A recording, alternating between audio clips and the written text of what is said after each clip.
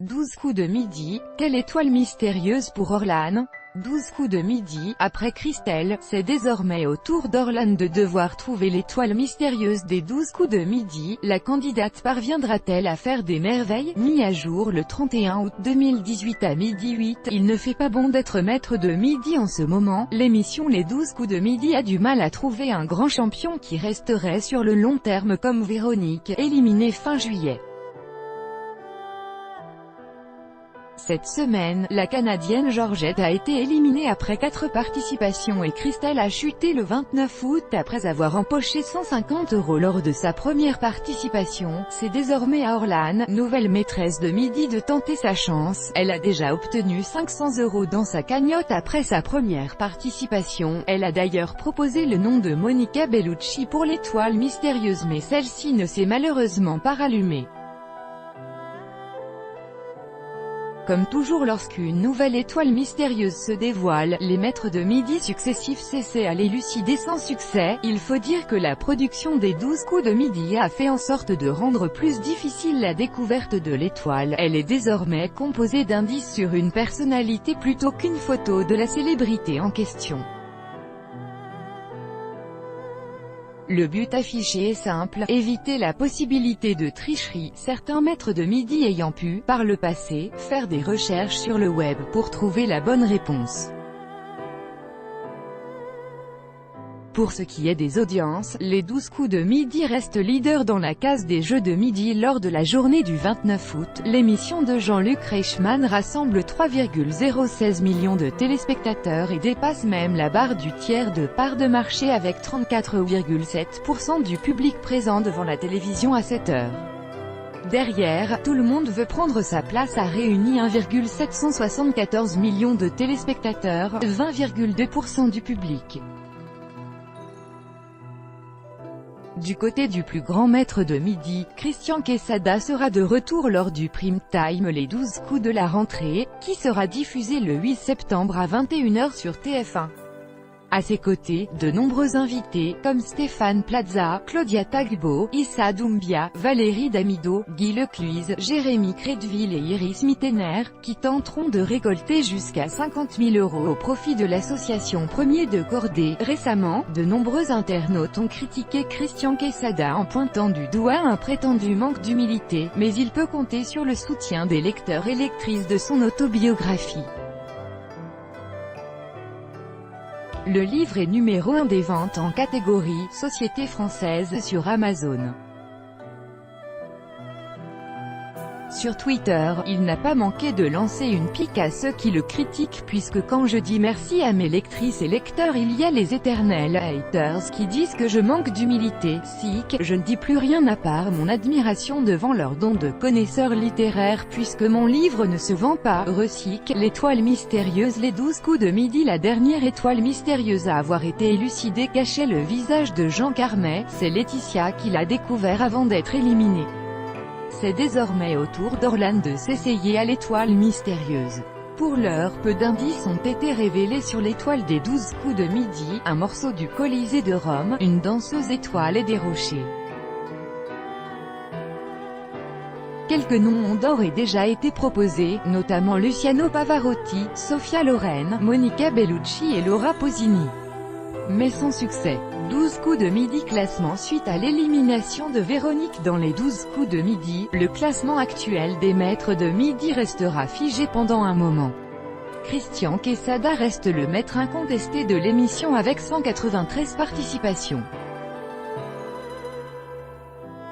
Véronique arrive derrière lui avec 100 participations tout rond. Puis vient Timothée avec 83 participations en tout. Y aura-t-il un jour un maître de midi qui dépassera Christian Quesada? Seul l'avenir nous le dira. Quoi qu'il en soit, il lui faudra du temps pour grimper dans le classement, c'est une certitude. Jean-Luc Reichmann, les différents visages du présentateur de TF1 voire le dossier Véronique éliminé des 12 coups de midi après quelques semaines de rumeurs. L'épisode des 12 coups de midi diffusé le 21 juillet a confirmé que Véronique était éliminée de l'émission de Jean-Luc Reichmann. Après 100 participations, près de 450 000 € de gains, 39 coups de maître réalisés et 4 étoiles mystérieuses élucidées, Véronique devient la deuxième au classement des maîtres de midi des 12 coups de midi.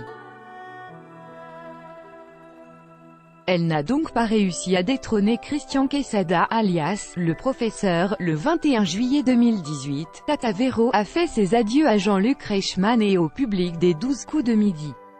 Au moment de l'élimination de Véronique des 12 coups de midi, l'animateur Jean-Luc Reichmann a publié un tweet d'hommage à la deuxième plus grande maîtresse de midi depuis le début de l'émission sur TF1. Tata Véro, après 100 participations aux 12 coups de midi, c'est fini. Merci à vous Véronique d'avoir osé vous présenter 5 fois à nos sélections. Merci de nous avoir poussés dans nos retranchements pour rester encore plus à l'écoute de l'autre. Très bel été à vous. L'aventure de Véronique s'est donc arrêtée au bout d'exactement 100 participations.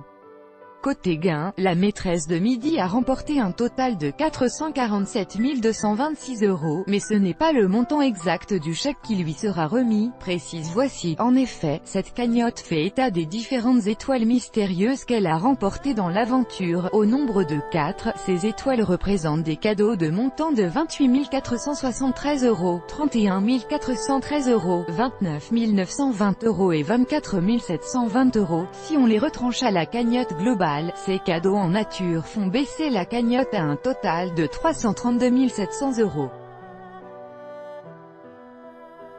Que va faire Véronique de tout cet argent? La maîtresse de midi n'en a pas fait de secret. Elle compte acheter une maison pour elle et son mari handicapé. Elle recherche une demeure de plein pied qui lui permettrait de mieux vivre avec son handicap. C'est dans un quartier de Grenoble que Véronique souhaite s'installer par la suite. Avec la cagnotte obtenue grâce aux 12 coups de midi, son rêve est sur le point de se réaliser.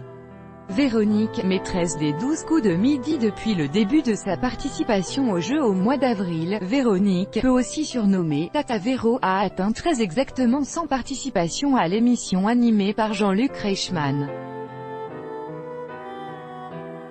Après avoir cumulé de nombreuses victoires, la championne a été éliminée le 21 juillet 2018 avec une cagnotte totale de près de 450 000 € de gains et de cadeaux.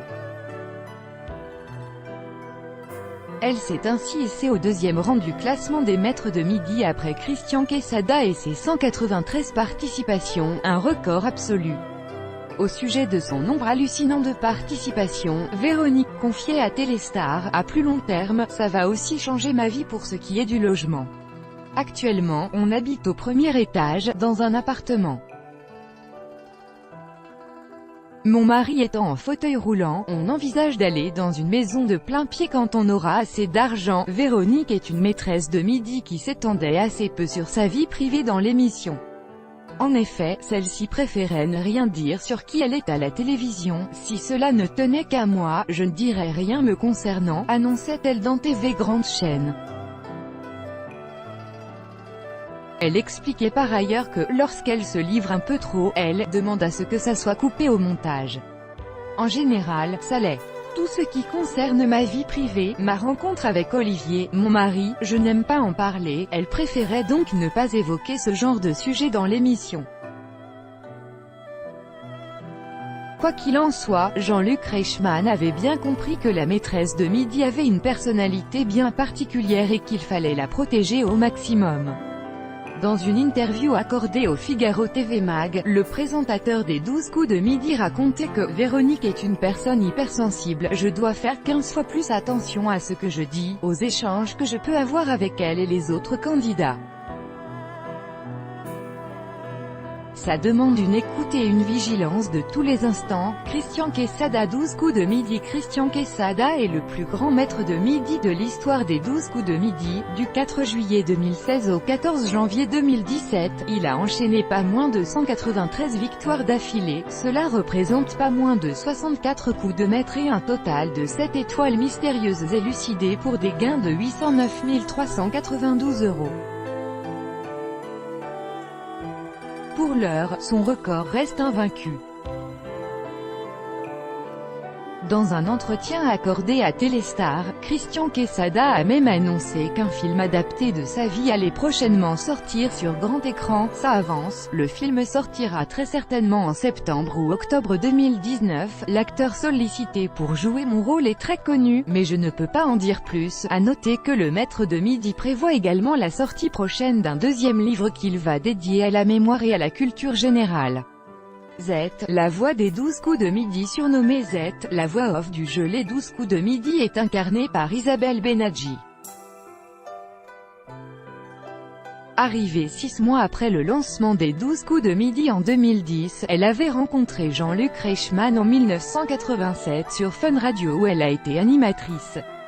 Sa voix est aussi présente dans d'autres programmes de télévision comme Secret d'Histoire sur France 2. Jeu Les 12 coups de midi. Comme le jeu de France 2 Tout le monde veut prendre sa place présenté par Nagui au même moment, Les 12 coups de midi demande aux candidats de répondre à des questions de culture générale. De son côté, Jean-Luc Reichmann tente d'en apprendre plus sur la vie des participants et insuffle du dynamisme à l'émission. Streaming et replay. Les 12 coups de midi. Le site MyTF1 permet de visionner les épisodes en streaming en direct de leur diffusion à la télévision. Pour les rattraper, la chaîne laisse aussi en replay les dernières diffusions.